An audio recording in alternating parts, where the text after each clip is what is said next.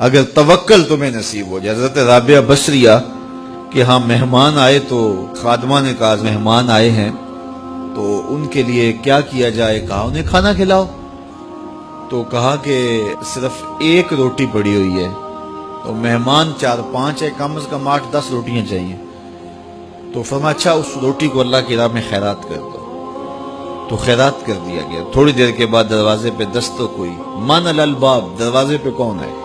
کہا فلاں کا فرستادہ غلام ہوں، میرے آقا نے آپ کے لیے کھانا بھیجا ہے.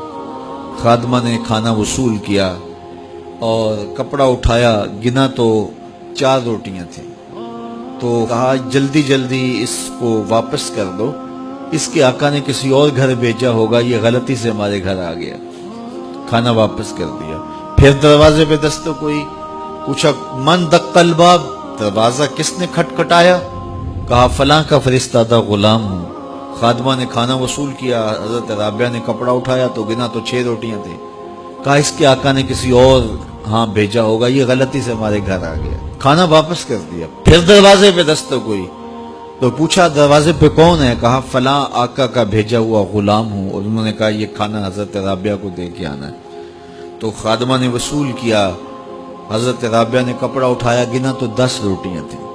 کہا ہاں یہ کھانا ہمارا، اس کو رکھ لو اور مہمانوں کو کھلا دو. کہا حضرت پہلے 2 بھی تو آپ کا ہی نام لیتے تھے اور اسی دہلیز پہ آئے تھے. کہا میرے رب کا وعدہ ہے جو 1 دیتا ہے میں اس کو 10 دیتا ہوں. تو پہلے 4 روٹیاں تھی، پھر 6 روٹیاں تھی. میں نے کہا مالک 10 دے گا تو تیری بندی وصول کرے گی.